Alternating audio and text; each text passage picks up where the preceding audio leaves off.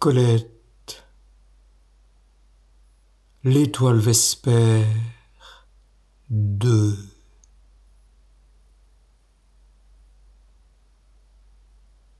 je sors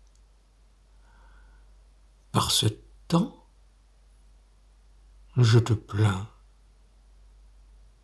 Tu es bien? Tu n'attends personne? Personne. C'est une vérité relative. Je ne peux pourtant pas avouer à mon meilleur ami que j'attends le printemps.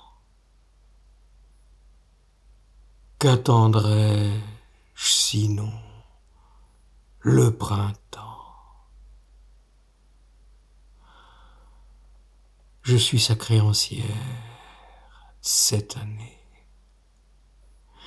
Il me doit son revenez-y d'automne que nous n'avons pas eu, l'accès fébrile qui rallume les candélabres des marronniers, force les lilas en octobre et tire des ramures dénudées les feuilles imprévues.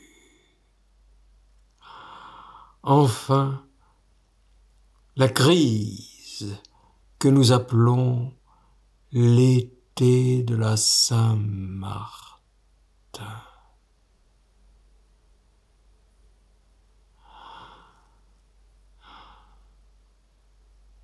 Car personne ne s'avise deux fois dans la même année de nommer printemps ce qui est printanier. Le sentiment d'attente ne s'ajuste qu'au seul printemps. Avant lui, après lui, nous escomptons la moisson. Nous supputons la vendange. Nous espérons le dégel.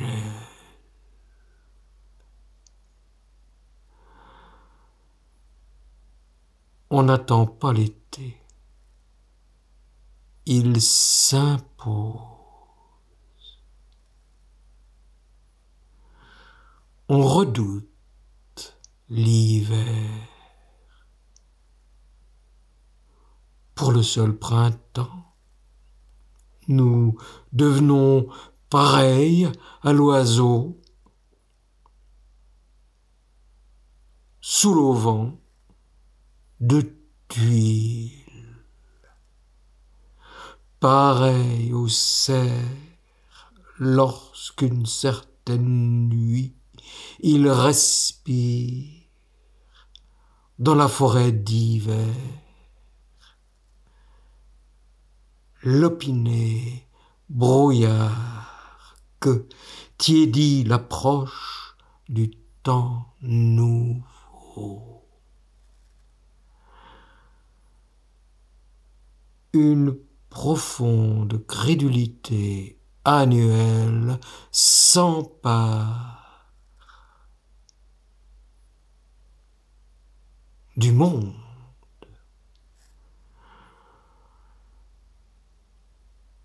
Libère trop tôt la voix des oiseaux. Le vol de l'abeille.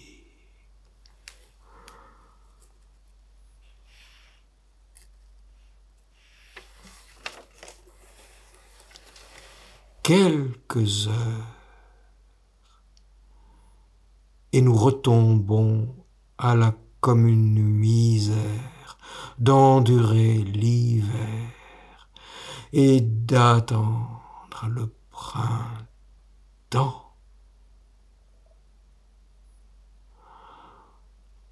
On gèle ici, Pauline.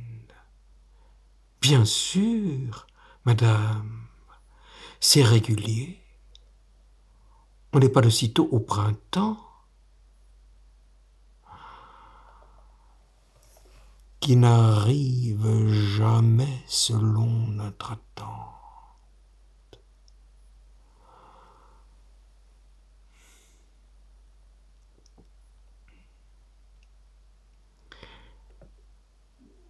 Il arrive, disions-nous enfants, en voiture,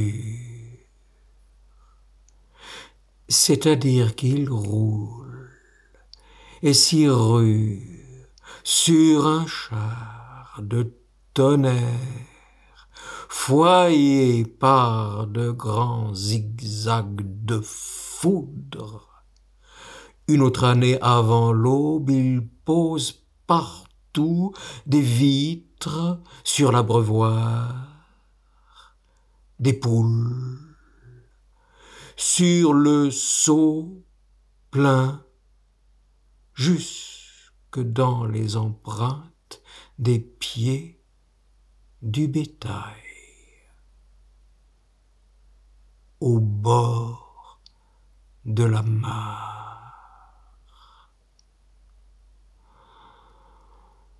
Dès que le soleil les touche, elles sautent en éclats de glace mince et teintante. La gelée, au moment que nous voulions lui confier notre nom du bout du doigt, s'évanouit comme la laine sur un miroir. Ou bien, comme le jour de mon dernier mariage,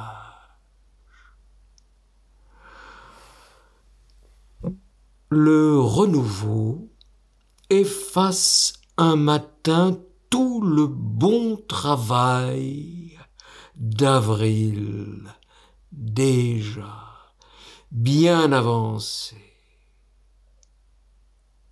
Emplit le ciel d'une bourre grise qui se dénoue en neige comme un édredon crevé.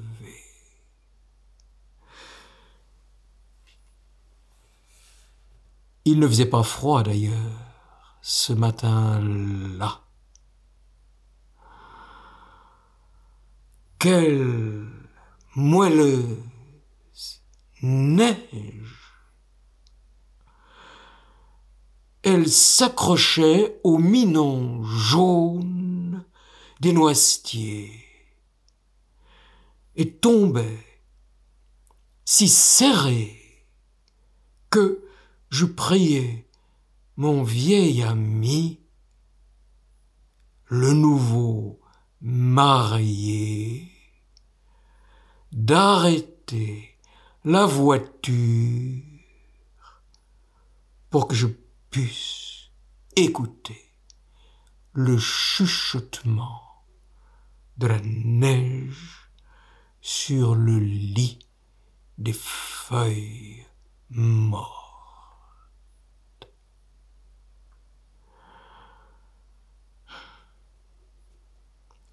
C'est un murmure très doux et comme syllabé. J'ai plus d'une fois cherché à le décrire en le comparant à la prière basse d'une foule orante.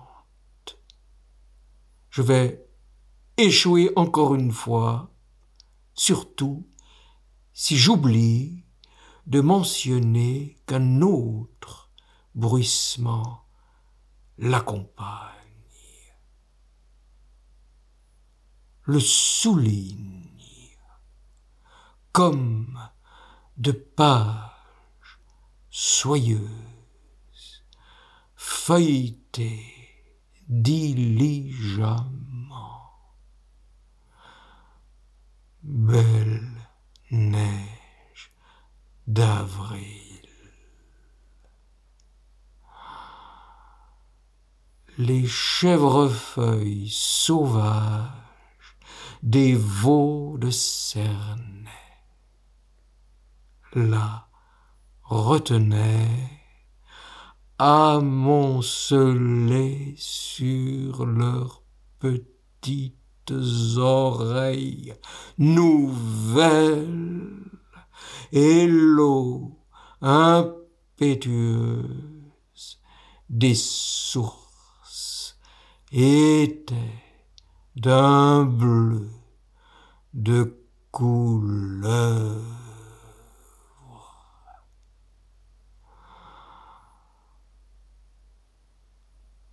Le menu du déjeuner de noces ne mentit pas à ce moment hivernal du printemps.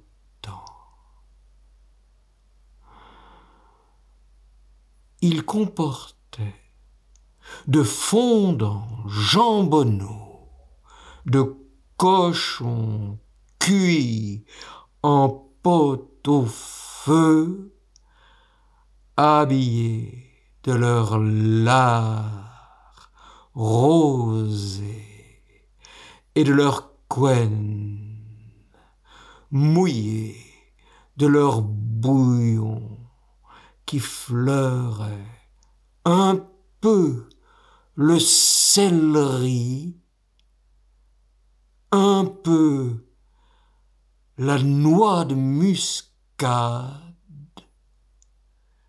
un peu le réfort,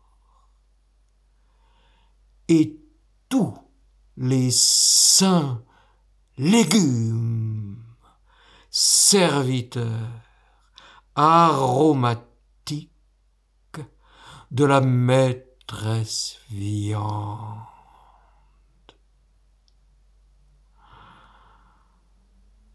Nous eûmes aussi des crêpes.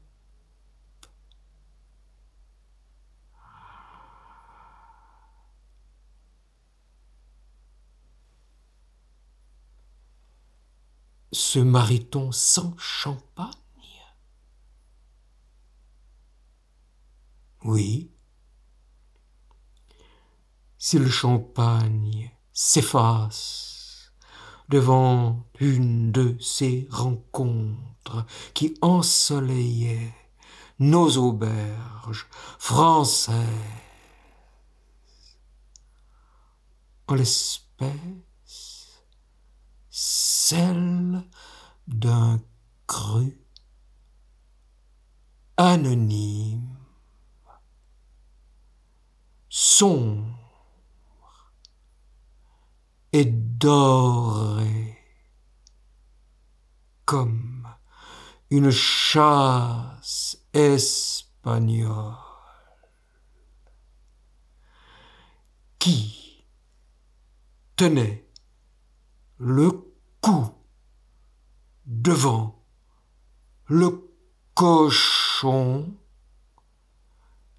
et devant les fromages.